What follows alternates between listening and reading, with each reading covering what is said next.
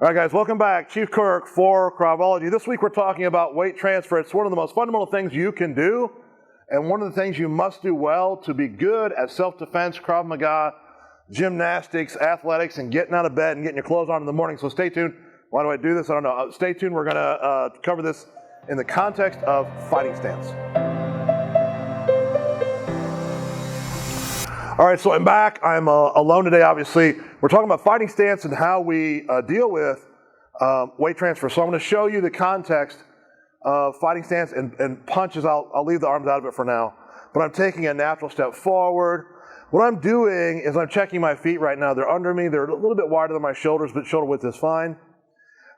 My torso is square to you, and I'm feeling the weight on the inside blade of my feet. And I'm pulling my knees into the center line, maybe a 32nd of an inch. I'm just pulling in slightly. It helps me to feel the ground below me while I square up my arms up this or whatever fighting stance you want there.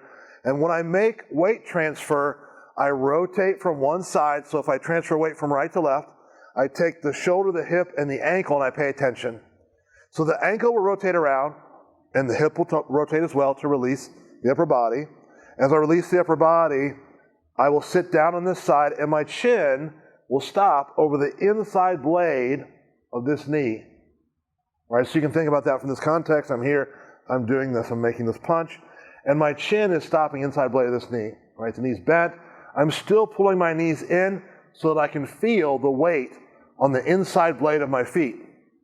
So when you're checking yourself for rotation and weight transfer, which often occur in tandem, I want you to think about inside blade of the feet, inside blade of the knees, and what are the platforms doing? The hips, the shoulders, the hips, and the ankles or the feet, right?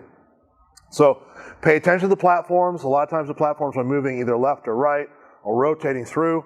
My heel will come up, the ankle bone will rotate, the hip will come around, the shoulder will come around. I'm in this position, right? So you might think of this as I'm in this position, I'm making punches, and then I slip.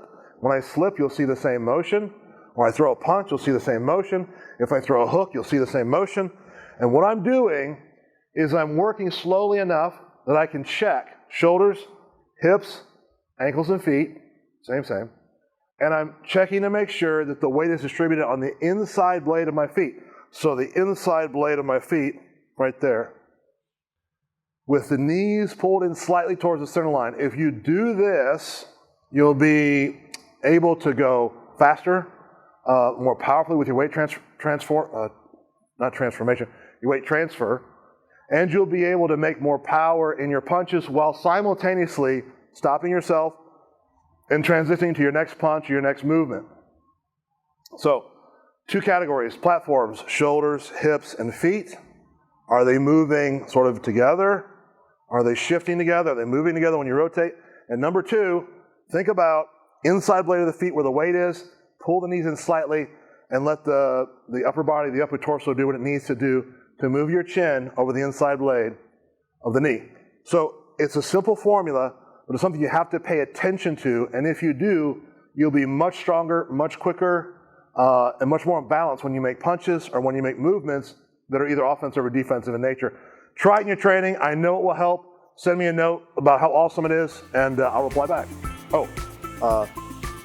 Like some stuff, subscribe to some stuff, Twitter, Facebook, other social media words.